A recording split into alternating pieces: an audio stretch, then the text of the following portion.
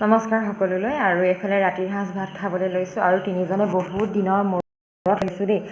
মানে কি সেইদিনা প্ৰায় শ্যামল আৰু মই আছিলোঁ, তো দুজনৰ কাৰণে ভাজি আনি তিনিজনৰ কাৰণে বনাইছোঁ। এখনকৈ বনাইছোঁ, এইফালে মগু আৰু আলু একদম ডাঠকৈ বনাই দিছোঁ, মানে দাইল আৰু চব্জি একেখনে হৈ যাব।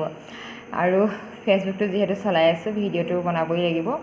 আৰু ফেচবুকৰ জৰিয়তে যেতিয়া আৰ্নিং কৰিব পাৰি ন, আৰু মহিলা এগৰাকীয়ে যিহেতু নিজৰ ঘৰত যিখিনি কাম কৰিয়ে যদি এটা ধুনীয়া আৰ্নিং হয়, তেতিয়াহ'লে কিমান ভাল কথা চাওকচোন। আৰু সেইকাৰণে এতিয়া হাত খৰচটো নিজেই দিনটোত কোনখিনি কাম কৰি আছে সেইখিনিৰ পৰাই মানে দেখুৱাই, ভিডিঅ'ৰ পৰাই বা ফটোৰ পৰাই হওক আৰ্নিংটো ধুনীয়াকৈ কৰি পেলাই চলি আছে।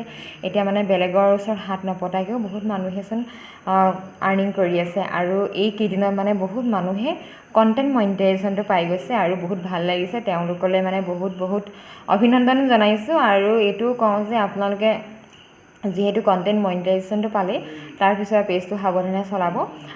বৰ মানে কি আজিকালি এনেকুৱা হয় নহয়, কণ্টেণ্টৰ কাৰণে কিছুমানে বহুত কিবাকিবি ভিডিঅ' বনায়, ফেচবুকটো এনেকুৱা কৰিব লাগে তেনেকুৱা কৰিব লাগে, এইটো ছেটিং আছে সেইটো ছেটিং আছে, তেনেকুৱা ছেটিঙত গৈ পেলাই মানে যি টি কৰি পেলাই নল'ব।